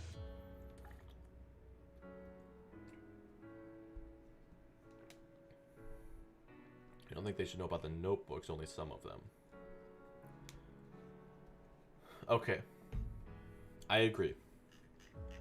I think there should only be a couple that know. And I think Lalan should definitely know. That's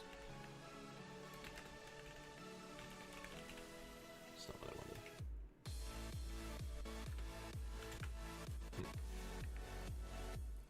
Know the king's secrets.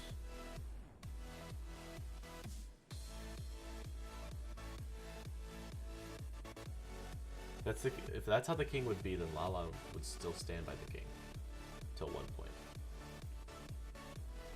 Yeah, the people or the Whisperers who know about the king have to still be loyal to the king, even knowing about them. Like, for example, the slime one, Yuka. Willing to help Luna and Nico. Well, maybe.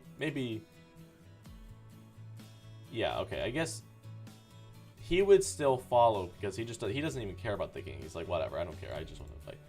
But, like, one that might be the Dryad, her. Yvette. I think Yvette, if she knew the nature of the king, since she was sort of taught to not use her power for revenge, but for others, if she learned about the king's secrets, she would quit being that, and then she would die. So, that's why the king does not tell her.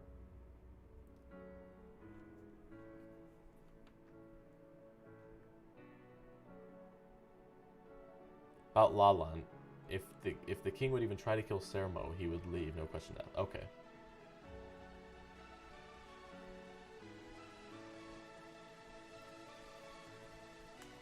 I think... Are there any others that should know about, like, the king's... I think Lalan makes sense, especially since he's, like, the king's right-hand man, essentially. Are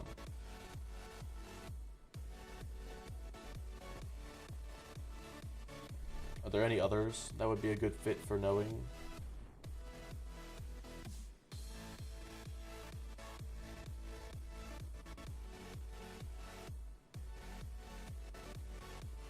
Okay, so maybe Lalan and Sermo would know. Maybe they would be the only ones who know.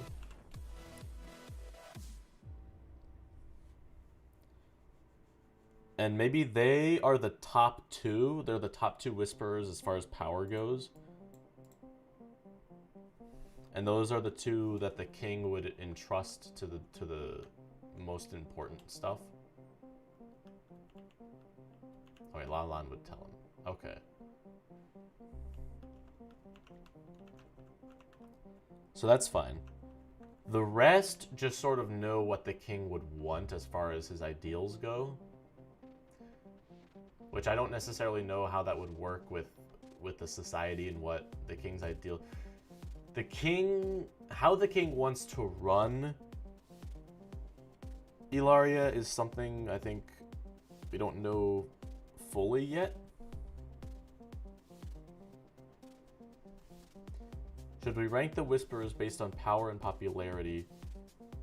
Just for us to know. I think that would be helpful just internally. Whether or not that's like used in the actual show is up for debate. But I think internally that would be helpful.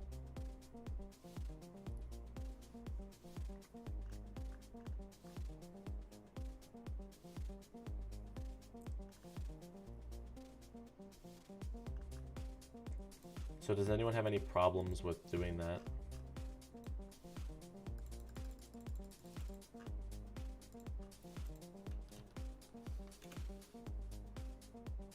Let's do a table.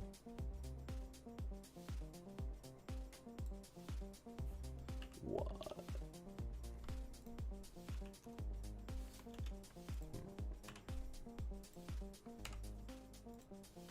Five.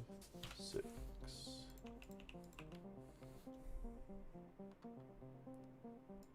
Oh, and then emblems. We could also do emblems here soon.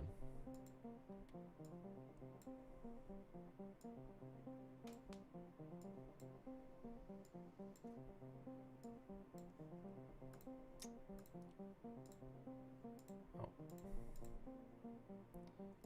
That did not really center it the way I wanted it to.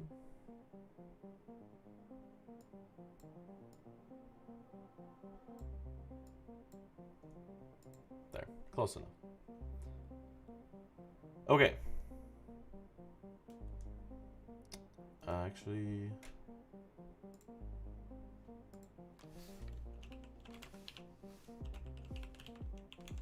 popularity.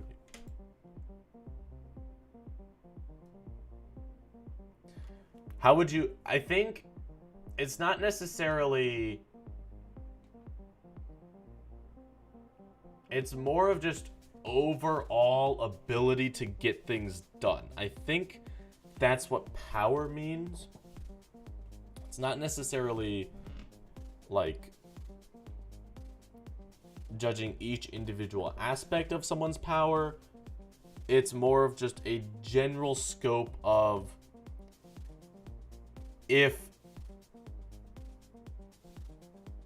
how well or how good are the odds that this person is going to succeed at what they're doing. And so based on those odds, that's where the power ranking. So Lalan would be number 1 because, you know, he does everything perfectly. He has no issues with that. And so I think that's probably what gets him that ranking. Lalan can get things done. Ceremon can get things done. Does he really just want to get things done? Not if... Ability to get things done is the key here, I think.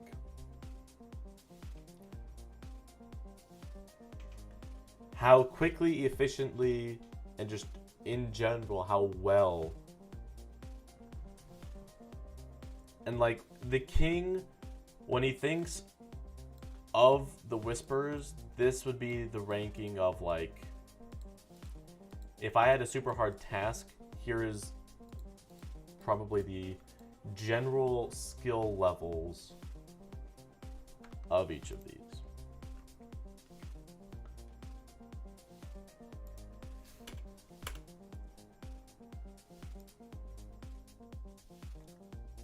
So I think you're gonna need some help here. Would Ceremon...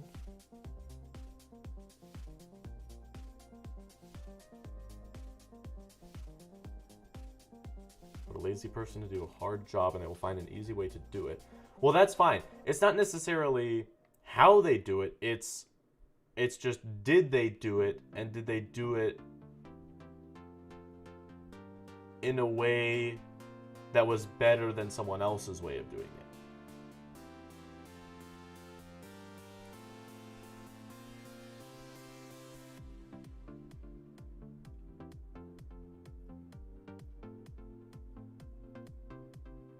So when given a task, what are the odds? Like, obviously, different whisperers will be good for different things, but in general, which one would be?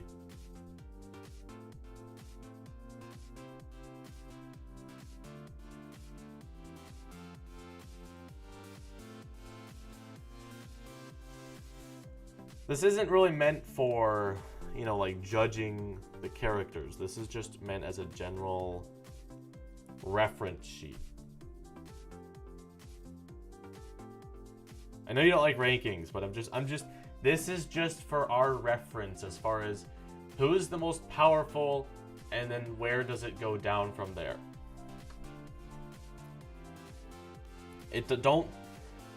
Don't take their rankings to heart. This is just as a reference.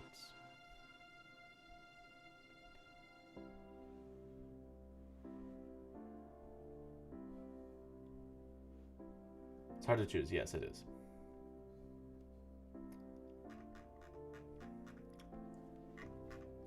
I think it would make sense for the brothers to be sort of at the top 2 in general.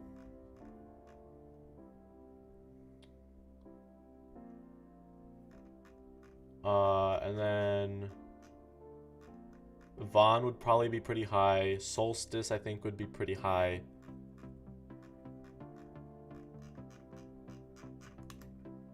So if I were to make a ranking, this is probably...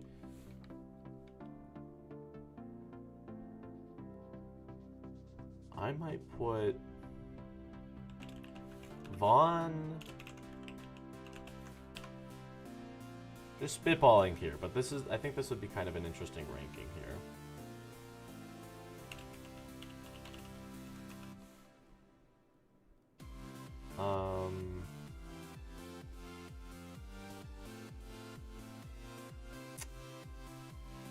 Maybe...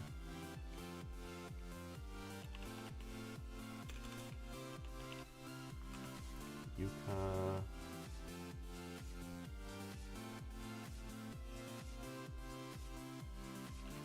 Nova...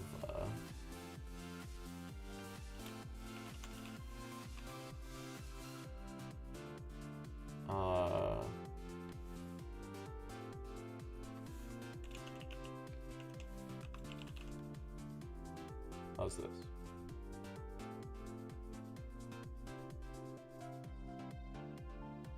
Yeah, Nova for 5. Why not? Don't think so?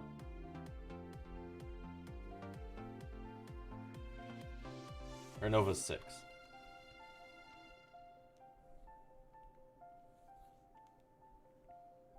Ace sort of seems... Yeah, you're right. We don't have a lot of info on Ace yet. But...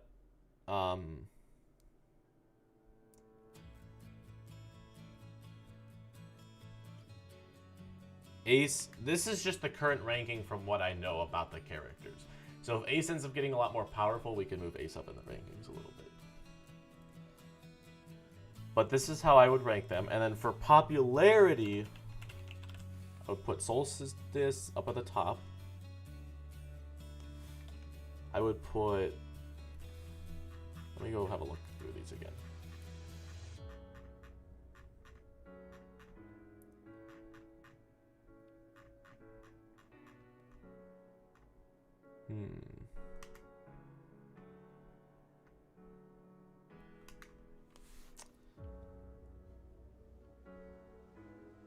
Maybe I would put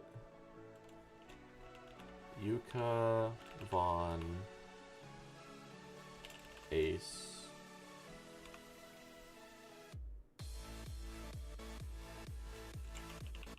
Zephyr,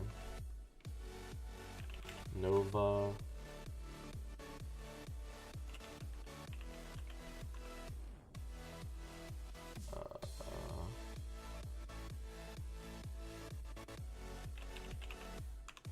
what am I missing?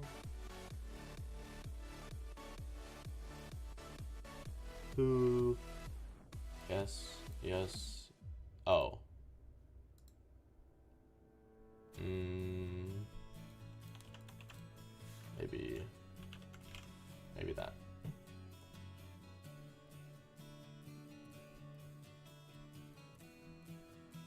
This is probably my ranking.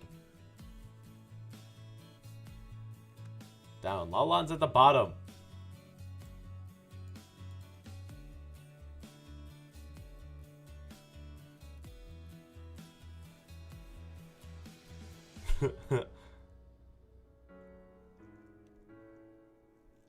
The big dealing sword. The sword guy, Zephyr, is like number 6, I think. 5. Vaughn should go down. Okay.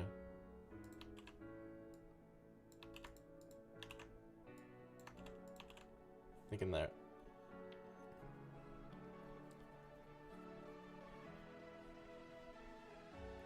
Ace is also pretty shy. That's true, but I think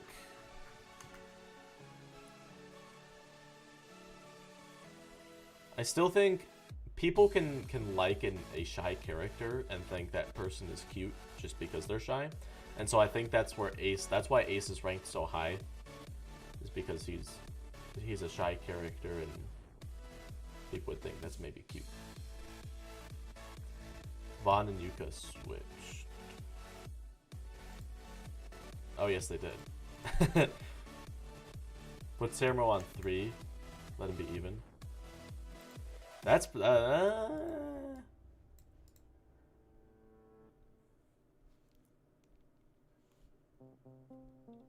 I don't know. Well, I mean, I could move him up.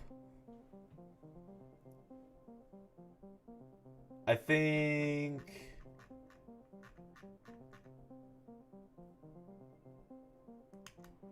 okay, maybe I'll move him up a bit.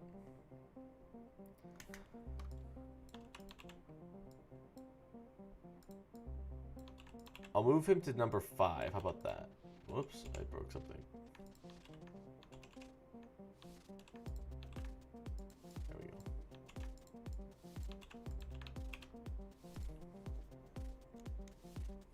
Yvette had to. Yvette is shy though.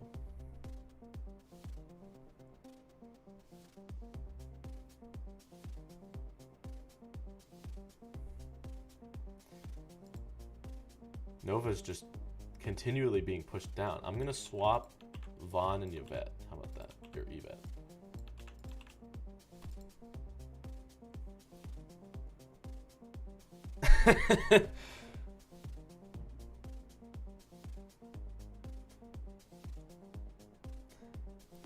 I think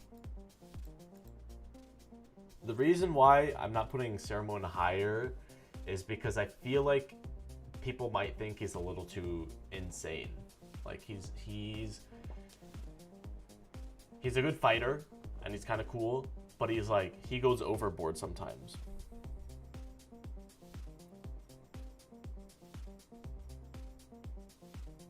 Yuka, I don't know. Yuka just sort of seems like, I mean, we don't have a look for him yet, but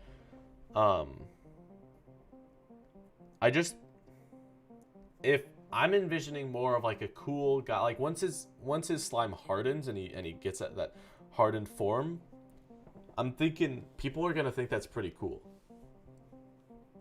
And so that's why I ranked him a little higher, but I could move him down a little bit.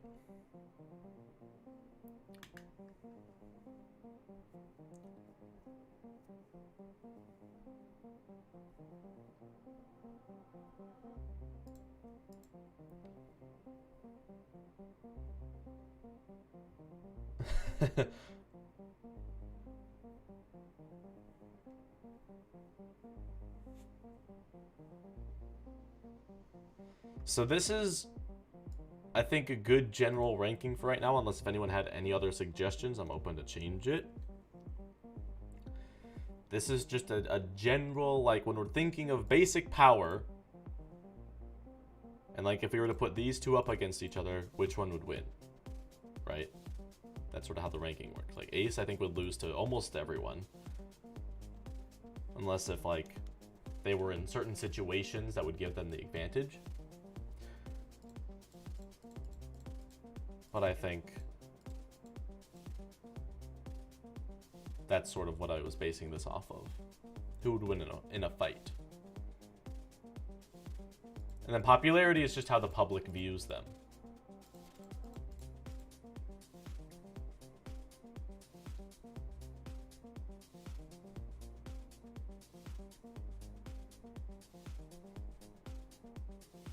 He would let Ace win. That's fun.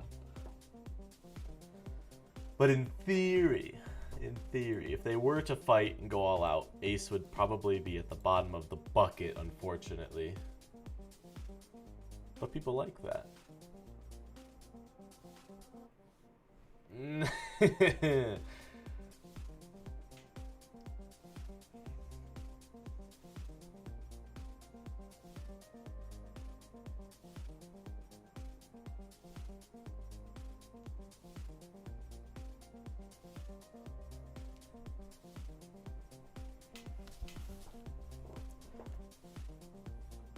So I think this was a pretty productive stream. I think we got through all of the whisperers. We decided their ranking and which islands they are assigned to. What do we want to do next week? What do we want to do next week?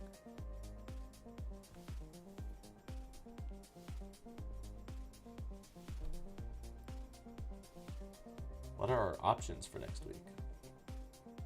I don't know. We sort of took a break from world building, but it sort of feels like we gotta go back into it. I think we're right around the point when we need to start making the map.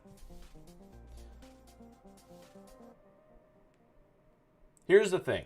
As we get closer and closer to world build, like actual world building and a lot more plot related stuff, it's going to be harder and harder to do a stream out of it, because a lot of it is stuff that has to be thought about and discussed, and that's pretty hard to do on a stream.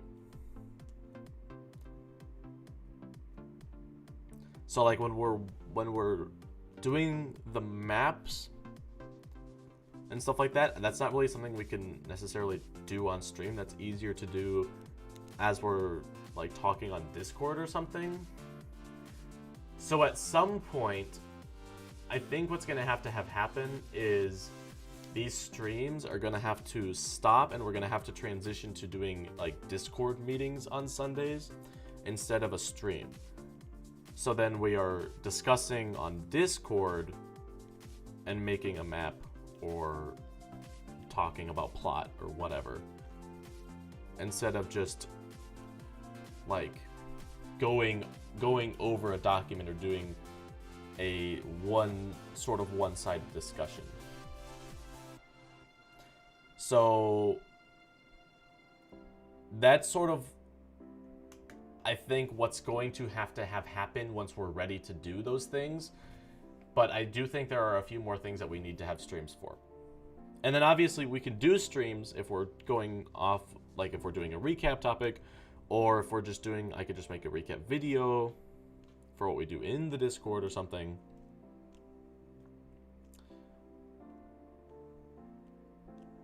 But we're getting to the point to where it's harder and harder to do streams for things, because as we get deeper and deeper with more complex topics, it's harder to do that on a stream.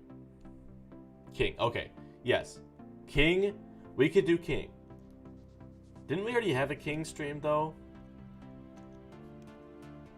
What did we do in the King stream? Did we do a King stream? I thought we had a King stream. Maybe we didn't. King number 2. I don't even remember what we did in King number 1, but obviously we did not do a lot because we didn't even do the name. What did we do with the King? Yeah. Okay. So I think what we should do is in the Discord come up with ideas for the King, put them in there. We'll make a doc for next week, and then we'll brainstorm personality, or what do we have to do for the King? Anyone remember what we did last King stream? Because I don't know. I don't know what we have to do for the king. Obviously, pick a name. Oh, you know what? Maybe it was his backstory. Maybe that is what we talked a lot about. Because I think we talked a lot about his backstory and how he came to be the king.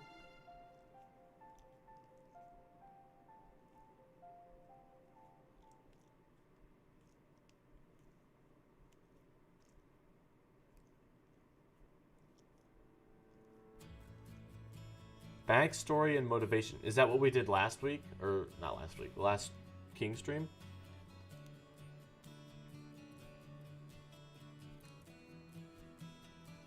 Okay. So then this week we'll do character, motives, and stuff like that.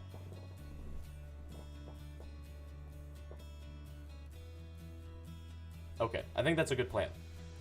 We'll do his how he is as a character, and his motives, what he wants with the world, personality, stuff like that, yeah.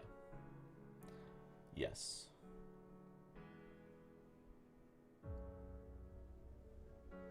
Okay. Well, very productive stream. We did a lot, and it was good. Because right now, we talk about the king, but we don't even know who the king is. He's just an entity that exists. So that will definitely be a good stream. So, okay, that's what we'll do next week. I'm going to go for this week. Thanks for joining me again. I appreciate all the hard work you guys put in to this, and yes, it's a lot of fun, and we all have enjoying times, and we learn about sun and wind wheels and stuff. And you guys get furious at me for not knowing things.